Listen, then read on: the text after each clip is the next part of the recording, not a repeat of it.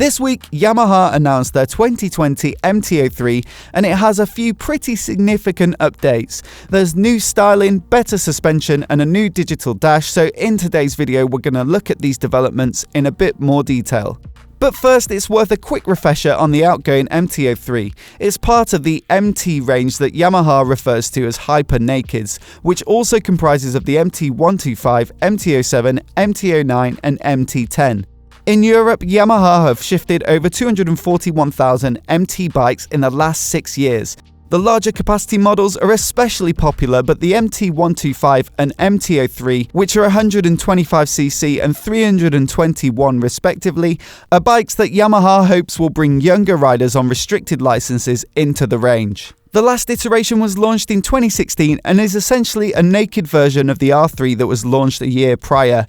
A 780mm seat height and 168kg weight make it pretty accessible for novices and smaller riders alike. The parallel twin motor puts out 41 horsepower at 11,000 RPM and about 30 Nm of peak torque at 9,000, so it's a fairly revvy bike if you want to get the most out of it. For comparison, one of its main competitors, the KTM 390 Duke, uses a 373cc single, which gives it the edge in both power and torque, with 43 horsepower at 9,000 RPM and 37 Nm of peak torque produced a bit lower down at 7,000 RPM. But Yamaha doesn't really play the power angle with this motor, which has been carried over to 2020 with no updates of note. Instead, they reference its sophisticated nature in the press release, citing a balanced two-cylinder configuration that delivers a much smoother feeling at lower RPM compared to some single-cylinder models. They also claim that their lightweight forged pistons are responsible for reduced vibrations as well as better throttle response. There are rumours that KTM has a 490 parallel twin in the works, which could be deployed across its Duke, Adventure and RC models, but for now it seems like Yamaha have a good angle to promote the bike on, especially when you consider that other competitors like Honda's CB300R and BMW's G310R are singles too and therefore carry that reputation for being a bit lumpy. So the motors remain the same, then what's new? The most immediately noticeable update is to the styling, and we have to talk about those headlights first, which are definitely at the sharp end of modern motorcycle design. What appear to be daytime running lights give the MT-03 some fierce looking eyes, as seems to be the fashion at the moment. I'm not sure where it started, but see the MT-09, Ducati Panigale V4 or Triumph's upcoming 2020 Street Triple for a few examples.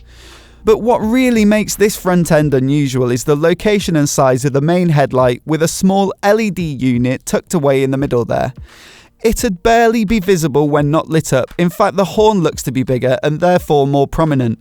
Straight away my mind jumps to the R1, which must have had an influence. Its headlights use similar looking LEDs, albeit a pair of them with one either side.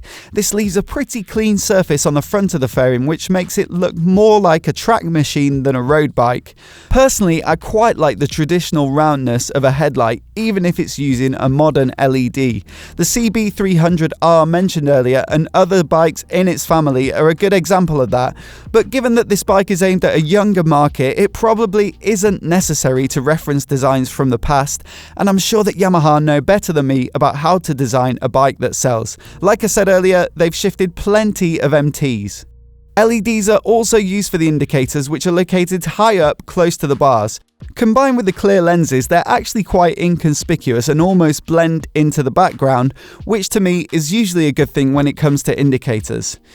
Yamaha have also redesigned the tank somewhat, bringing it in line with the larger capacity models in the range. They call this look mass forward, which I translate to being bulky at the front. This is a popular aggressive look for naked motorcycles at the moment. The tank has wider shoulders, narrowing towards the base, as well as deeper air scoops to echo the butchness of the MT-07, MT-09 and MT-10. When you flick between the old and new, you can see that the new MT-03 looks much more like a big bike with a more substantial presence. Yamaha also claim that the narrowness of the tank at the bottom aids ergonomics, allowing the rider to grip the tank better with their legs. It's not just an aesthetic update though, Yamaha have beefed up the forks as well. For the first time, the MT-03 gets upside down forks, which should provide better rigidity as well as less unsprung weight for better responsiveness. Yamaha believe that they'll help to make the MT-03 one of the best handling bikes in the A2 market at the moment, although the KTM has had upside down WP forks for a good while now, and with more girth at 43mm to the MT's 37. But ultimately, the new setup is an improvement on the outgoing MT-03's traditional forks. They also contribute a little to the looks, giving more width at the top, just like the tank. The press release also states that they feature gold-coloured outer tubes, which is a popular look for upside-down forks. But in the accompanying photos, they're black, so who knows which will actually make it into production.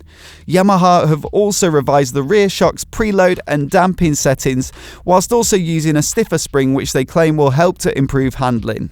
The last major change for this bike is the display. The previous MT-03 had a part analog, part digital dash, whereas the 2020 model will be entirely LCD. Specifically, it'll use a negative LCD screen, which has white characters on a black background, although again, the press photos don't match.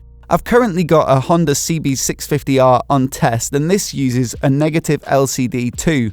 Whilst researching for my review, I've read plenty of complaints about its visibility in bright sunlight. Personally, I haven't had too many problems with it, but I'll be interested to see how the Yamaha screen lands with reviewers and whether they manage to find a bit more contrast for bright conditions.